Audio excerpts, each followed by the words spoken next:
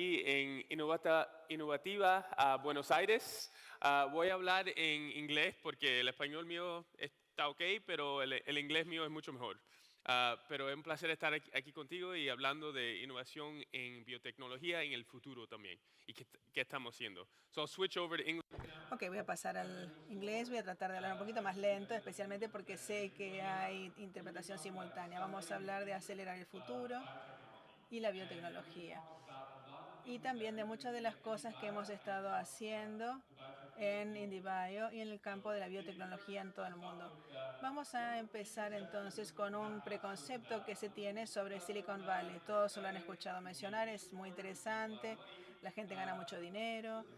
Silicon Valley está avanzando. El software, las aplicaciones, los websites son fantásticos, pero hay que pensar en el futuro. Entonces, en Silicon Valley, ese es Eric Schmidt, el ex CEO de Google Alphabet, y ahora está buscando fondos de inversión, gente que quiere invertir en biotecnología. Un mundo muy diferente de lo que pasaba hace algunos años, donde todo tenía que ver con la tecnología prácticamente en forma exclusiva. Estamos adentrándonos en un nuevo mundo donde vemos una combinación de biología y tecnología. Y quería también eh, empezar de pensar qué es la biotecnología. Muchos piensan en las drogas, pero la biotecnología es mucho más que eso. Es literalmente todo. Esto es biotecnología. ¿Quién sabe qué es? Es una pregunta retórica, no hace falta que le respondan. Es la célula, de la levadura. Es con lo que se hace el pan. Y con ello se hacen muchísimas cosas con la levadura. Y fíjense en la complejidad de esa célula. Es una máquina en sí misma, es una fábrica. Es una fábrica que hace cosas a partir de las moléculas. Y lo utilizamos todos los días y ni siquiera lo pensamos. La biología entonces es algo muy profundo, increíblemente profundo. Necesitamos la tecnología, pero la biología es la fabricación molecular. La biología está recreándose y va desde los alimentos hasta la asistencia de la salud, los bienes de consumo. Y vamos a hablar de las áreas más sorprendentes. Seguramente han escuchado hablar de terapias, de medicamentos contra el cáncer, pero seguramente hay algunos que no conozcan otros conceptos que las empresas están desarrollando.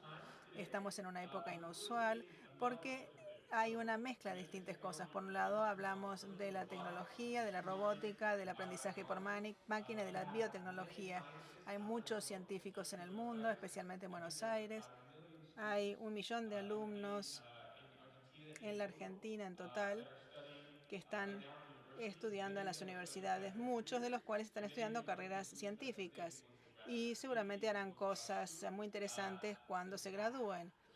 Y también hay algunos que también quieren hacer doctorados, maestrías, pero después se quedan trabados porque no tienen trabajo.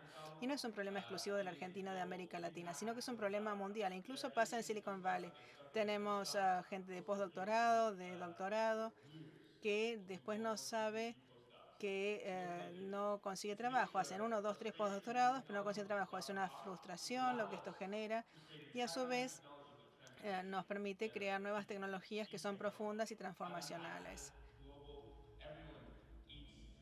Todos comemos, tomamos, necesitamos asistencia de salud y biomateriales.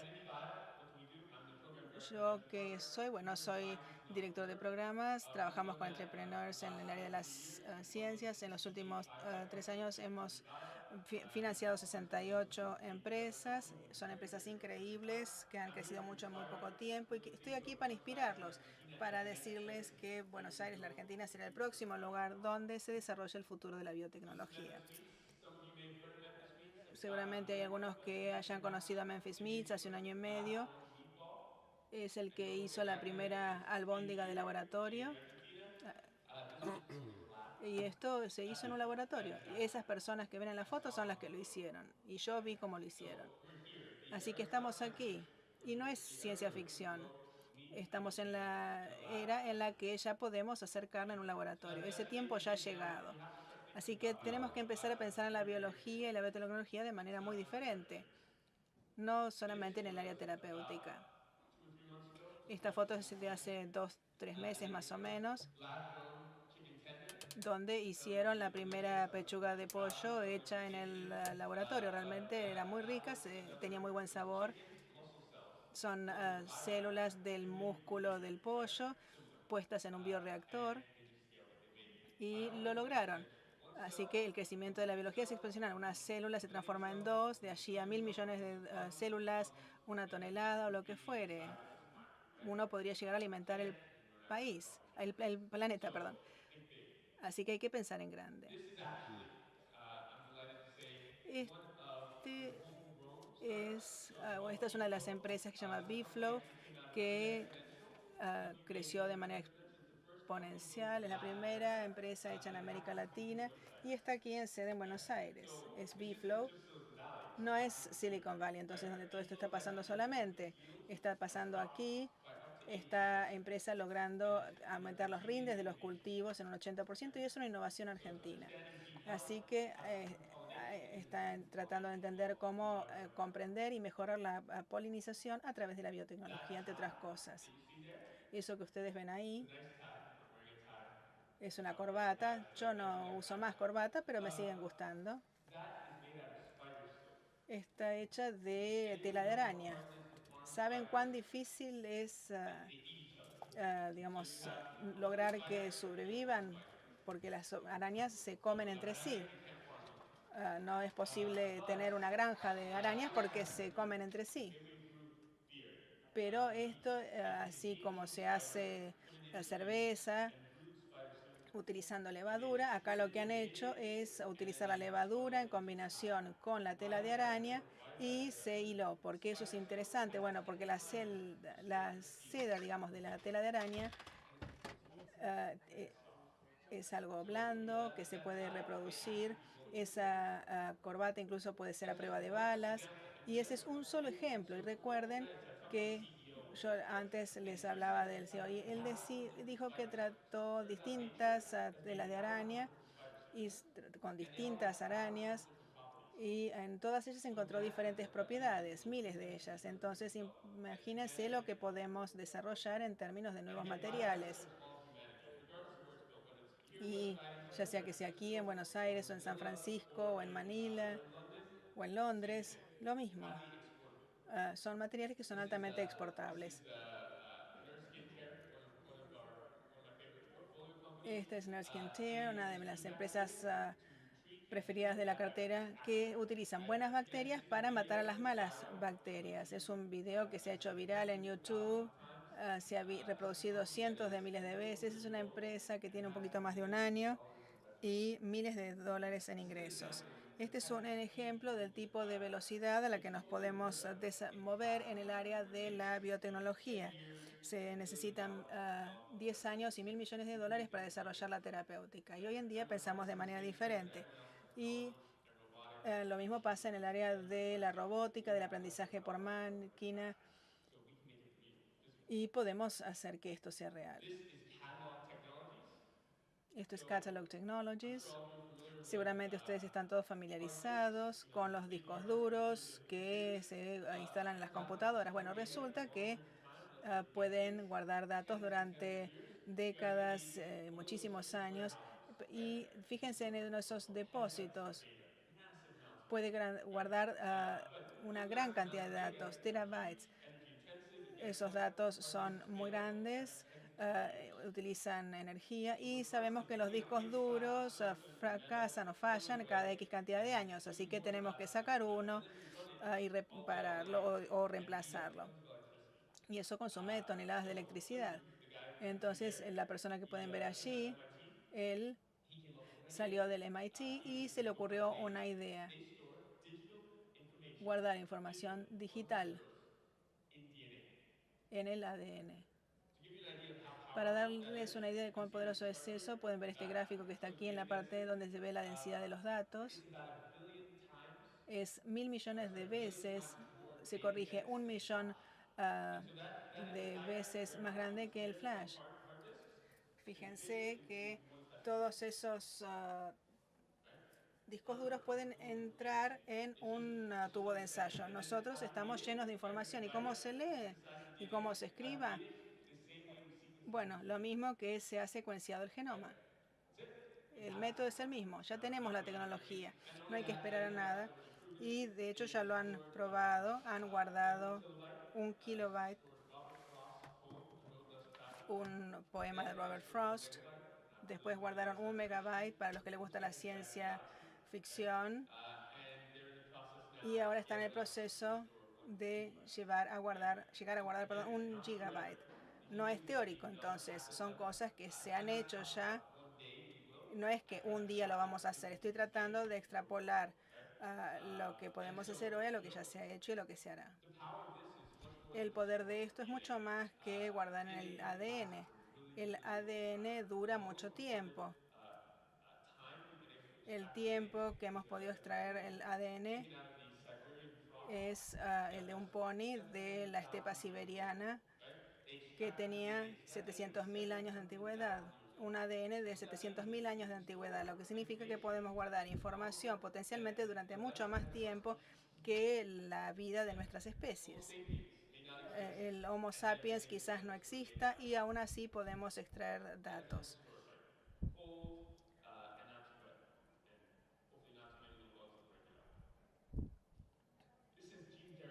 Esta es la terapia génica. Volviendo entonces, hace 10 años, un poquito más de 10 años, empezamos a jugar con esta terapia. Resultó que había personas que tenían una mutación que afectaba el sistema y eran personas que tenían que vivir en una burbuja. No podían dejar el hospital porque su sistema inmunológico no funcionaba. Se les administró terapia génica y ¿saben qué pasó? Ah, se pescaron un cáncer. El cáncer después lo trataron, se curaron y a partir de allí el ah, sistema inmunológico empezó a funcionarles. Sin embargo, la FDA cerró el programa de terapia génica y hace entonces 15 años que no se desarrollan terapias génicas, pero ahora sí se está empezando a hacer, estamos empezando a hacerlo nuevamente. Hay algo que se llama CRISPR, que es una terapia génica para insertar los genes donde deben ser con mayor precisión, para no tener los mismos efectos colaterales que en el pasado y también poder, por ejemplo, desarrollar uh, virus que puedan llevar el ADN al lugar donde se necesita. Por ejemplo, a los pliegues del tracto intestinal. Hay gente que tiene enfermedades en el intestino, pero no hay forma de aplicar terapia génica allí por el moco que está sobre eso, porque es un área mucosa que está hecho a propósito, por supuesto, detiene virus y bacterias que afectan a los intestinos, pero también impiden la absorción de los medicamentos. Entonces, los fundadores de DNA Gene Therapy han desarrollado que hay virus que pueden infectar, perdón, las mucosas en los intestinos, en los pulmones, y lo que hicieron fue desarrollar un mecanismo de administración de terapia génica en el intestino, donde están las células madre. Esto es programar las células madre de nuestros propios cuerpos. No es algo teórico, sino que hay datos de laboratorio que lo demuestran y ahora están empezando a pasar a modelos animales y humanos. En los próximos años seguramente habrá más desarrollos y vamos a escuchar más hablar de esto. Y esto va a transformar cómo se transforma el tratamiento del cáncer y de las enfermedades genéticas. ¿Saben qué es eso? No hace falta leer el título, es un pezón. Se ve claramente. Es una de las primeras terapias regenerativas que están surgiendo. Es de una empresa que se llama Biosthetics, que lo que hacen es tomar pezones de cadáveres de mujeres que han fallecido, los limpian, digamos, sacan todas las células, digamos, el colágeno que le da la estructura, y sabemos que digamos, el cartílago es muy similar, entonces toman la estructura y lo que se puede hacer con eso es extraerlo, implantarlo en una mujer que ha tenido, por ejemplo, una mastectomía, que sufrió un cáncer de mama y que debió ser sometida a una mastectomía y que no tienen pezones. Para los que tienen miembros en sus familias afligidas con este problema, saben que estas mujeres no tienen pezones. Hoy en día, los tratamientos consisten o bien en un tatuaje que es un tatuaje rojo, que no es un pezón en sí, o bien un tatú, digamos, o si no, se hace un pezón de caucho, lo cual tampoco no es una buena opción. Lo que se está haciendo entonces es volver a hacer crecer todo el pezón. Se ah, toma el pezón de colágeno y se toman células madre del cuerpo para incorporarlos en el pezón de colágeno, y eso hace que se pueda volver a regenerar el pezón humano. Hay pruebas de laboratorio que lo han demostrado, también tienen datos confirmatorios para ver si se puede hacer o no. Esto se obtendrá en 2 meses más o menos, lo cual va a transformar la reconstrucción de la mama luego de la mastectomía. Estamos en los inicios de esta tecnología, en los inicios de, digamos, el crecimiento de tejidos, de órganos, de organoides. El organoide es una parte de un órgano que tiene una cierta función, o parte del funcionamiento de un órgano, por ejemplo, el corazón, el pulmón, el hígado, el riñón. Les voy a dar un ejemplo. ¿Por qué nos importan los organoides? Porque es una forma muy sencilla de crear con impresoras 3D un órgano sencillo que pueda tener un funcionamiento. Hoy en día, si podemos restaurar el 15% del funcionamiento del riñón de una persona, por ejemplo, no hace falta que esa persona se someta a diálisis.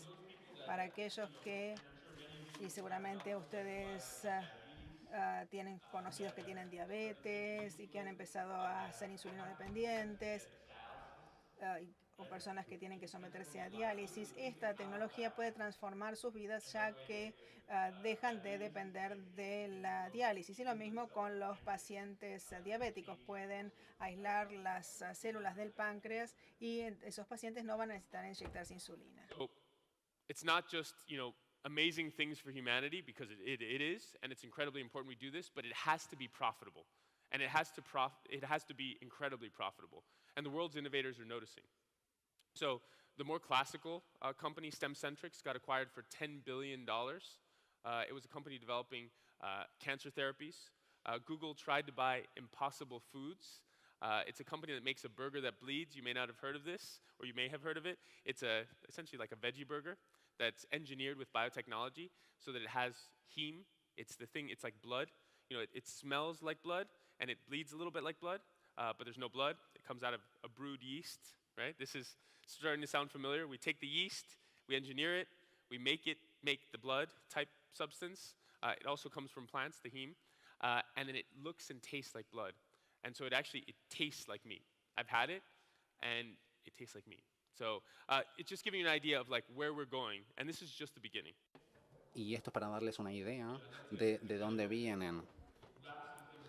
Esto es para que podamos entender qué es lo que estamos haciendo.